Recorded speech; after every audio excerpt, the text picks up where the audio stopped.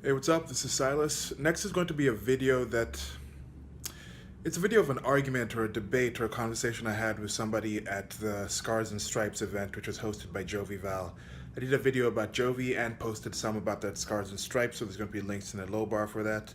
This was a conversation I had about different topics. The guy was coming and having questions for people who support Trump or just about President Donald Trump of the United States. And me and a couple of other people were answering some of the questions. Well, I saw him talking to some people, so I went up to see what was going on and decided to answer some of his questions. This is part of why I'm going to these events. I'm going to these events both to show people that, yeah, you can get out and have these conversations and share this information with other people so people can be better informed or get other sides of, or get other people's ideas and then form their ideas off of more information. And also to see how different things happen for the same reasons. You know, Donald Trump, for example, says something, President Donald Trump says something, different people hear those same words and then it's understood in an entirely different way. That what are the actions that lead from that? So there's going to be links in the low bar. It's I don't know how many people actually have had the situations where you go out and you just kind of debate or converse with somebody without necessarily having prepared for it. But so there's some things that were said. I don't want to cut through and intersperse because he's not here to kind of say what he meant with the things. So feel free to call me out on some of the things I said. I think some of the things I said, I might not have communicated them in the best way, but that's part of the process I'm going through, to find a better way to communicate what I think and ask people questions to figure out what they think. So I hope you enjoy this video. Again, there's going to be links in the low bar to another part which Laura Loomer was periscoping and she ended up getting that. And the cool thing, one of my friends texts me and says, are you on Laura Loomer's periscope? Because he was apparently watching that while I was at this event. So that got a different part of it. And there's also going to be a link to one of my friends, Austin, who was there and gave a speech at this event. So hope you enjoy this and into the video, and like, share, and subscribe. Till next video, bye.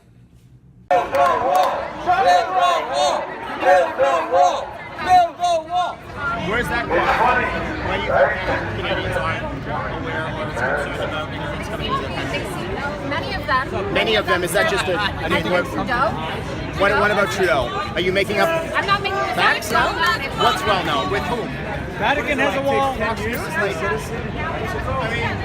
fine. So ostensibly we agree there is a definition of belonging to a place. Fair enough. Like technically you could be American and born in another country and have lived there your whole life, and then you come into that place and then you may not have that sense of belonging because you're saying you don't understand the country. You've been there for 20-some For odd example, years. there's people who've lived in a place like New York, as we discussed. Yeah. New York is a very unique place. Even if you live in Manhattan versus people who live in Brooklyn versus people who live in Harlem, if you live above 110th Street versus if you live below 20th Street, right. if you live entirely in those areas, it's entirely a different experience. So you can say, okay, I belong to that part. Right. Does that person belong to the entire place? No.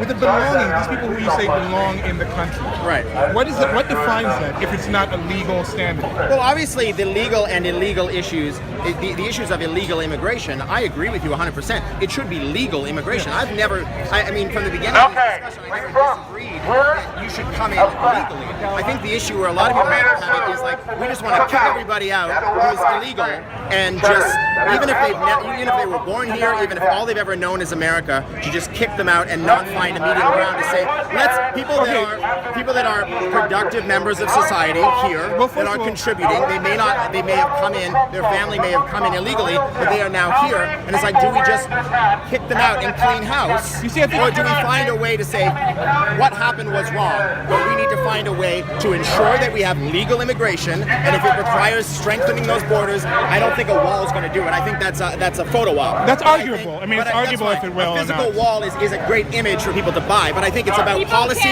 imagery counts. security, Imagery counts, it's about vetting, but a physical wall is more of an image. Realistically, like you rally around the idea of we're going to build a wall, but that's an image. I think the issue is policy. It needs to be policy so that people want to come in. But let's not pretend that imagery is not very important.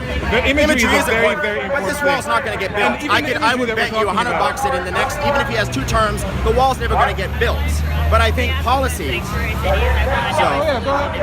What do you think about sanctuary cities? sanctuary cities. Oh, like San Francisco. You're not political, but guess what? And raped a 65-year-old woman. He shouldn't be in the country. There you go. Whoop. Not my problem. I don't know. I mean, Did I say it was not my problem? You need to choke with your passive aggressive How am I being girly mannerism. It's making me uncomfortable. My what mannerism? Am I allowed to be offended by that? 'Cause I'm uncomfortable.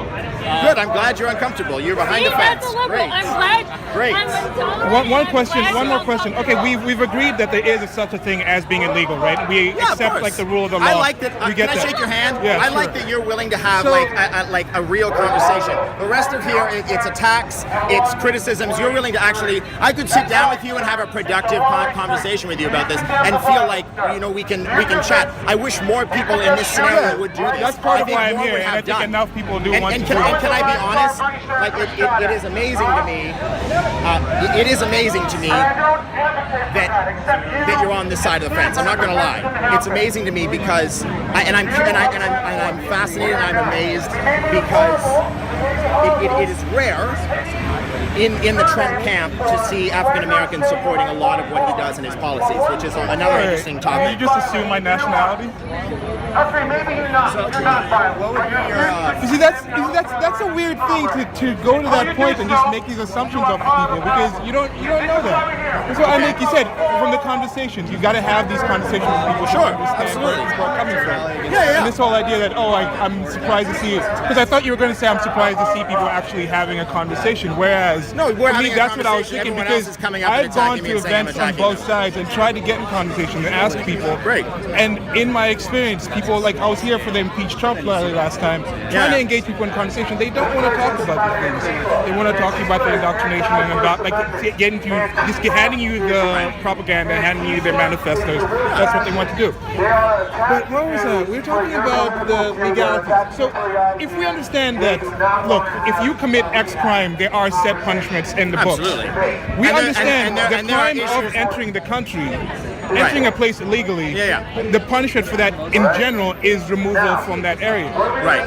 Now, The once issue you're removed becomes from once that you've been area, here yeah, for you can some at least, time. no, and that's what we're the talking biggest about. issue, Because, yeah. like you said, the 20 years. So I get the 20 years. If it's 20 years, whatever But that now, year yeah, is, whatever the decision and would that's be. the problem. You see, the people who say like these people are against it, they don't really say more. Because now, if you say 20 years, then do you mean everybody who hasn't been here 20 years after? No, I mean, I think the issue comes down to do we just send everybody back, or is there a the way logistics to? of sending everyone back is pretty much impossible. Logistics also of going due process, everything. Do you know how much just regular cases actually go through the due process? Absolutely. It's like a shit show. 95% of cases are settled before they see the court. Right. If you even had 10% of cases actually make it to the court, the entire law system would crumble. Right. But when it comes down to it, if you're in somewhere illegally, if I enter your home illegally, even if I've been hiding, so like every time you came in, I jumped in another room, and I'm like, dude, I've been here 20 years. Yeah. It's still your home. You still can say leave.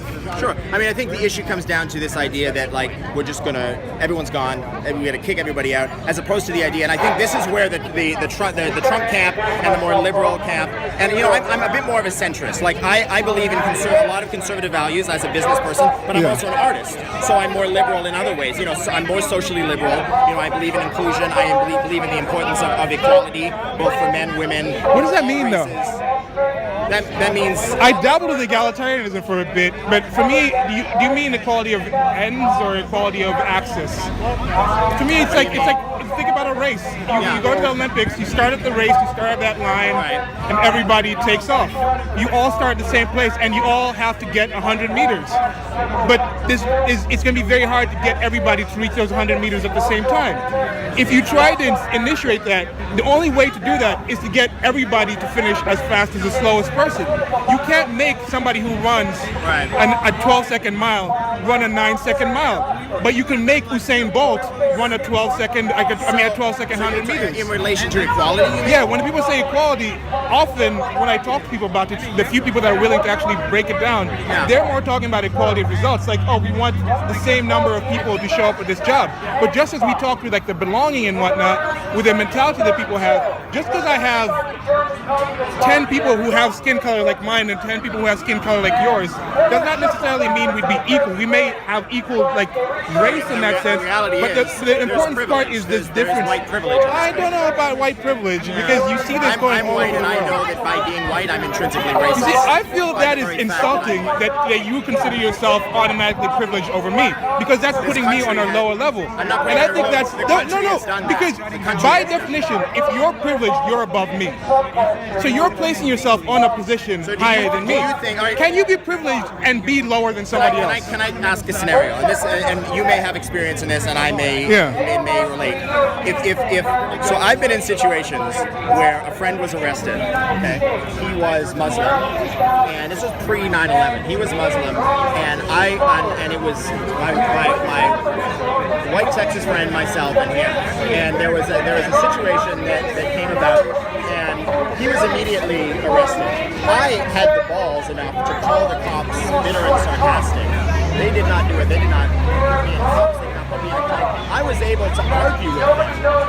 And I've seen situations, and we see it on the internet, and whether we believe it or not, where like just by how you dress or how you look, if you were to compare an African American and a white man, in a lot of situations, we see brutality, we see violence that in my view is driven by racial inequality and fear amongst white cops, amongst white law enforcement. And so when he talks about privilege, I'm privileged in the way that I can walk down the street and not be fearful that I could be stopped and frisked or potentially shot for just going about my day. And you hear so many cases of people that are in those situations. That when I talk about privilege, I talk about that kind of privilege. The privilege to feel safe walking down the street. Okay.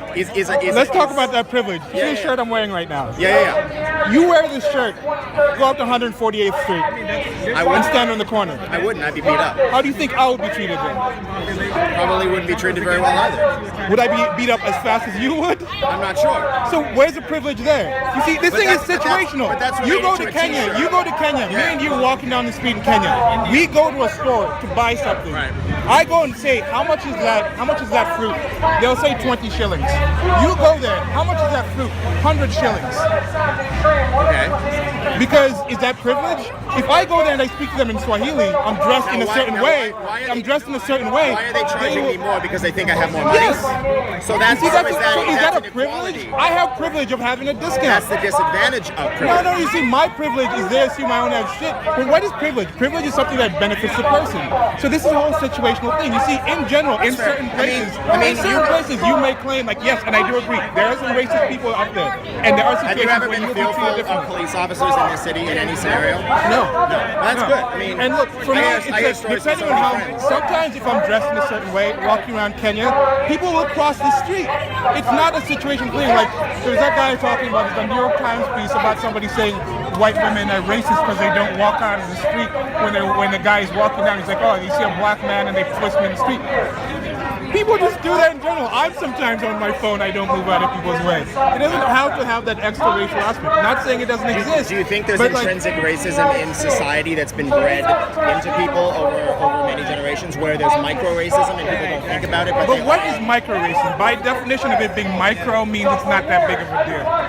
But a lot of micro-racial aggressions over a period of time. I think microaggressions are kind of bullshit. It's really interesting. You are in the minority, as an American, as being in the West, that is a privilege. Yeah, but that is a privilege for me.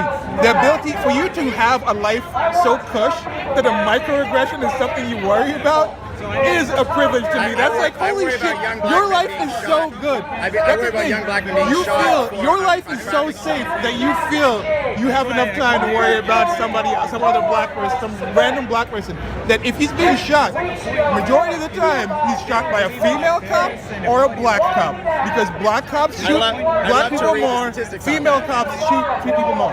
Check out my blog, rantathon.com, if you want to check it out. Let me just say, and we may not agree with everything, but I appreciate that you're willing to have a conversation. I'm glad. That's why I'm out here, because I think even if These guys everybody. are just shouting in my face. He shut me down. He wouldn't even have a conversation with me. And I would encourage, whether or not you guys are a team or you meet regularly, I would encourage you guys to try and have real meaningful. You'll do more by potentially changing hearts and minds by being willing to come to the table and have a discussion and not immediately, like she walked up and it was immediately aggressive towards me, like I'm insulting her and this and that, and in my face with the camera.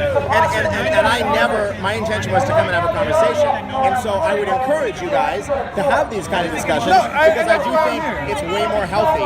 And the way that they just completely shut me down and made an accusation without even being willing to have a conversation is telling of the movement and will only hurt your cause. That being said, I gotta go. Okay, But I wish you all the best. Yeah, Thank you too, so man. much.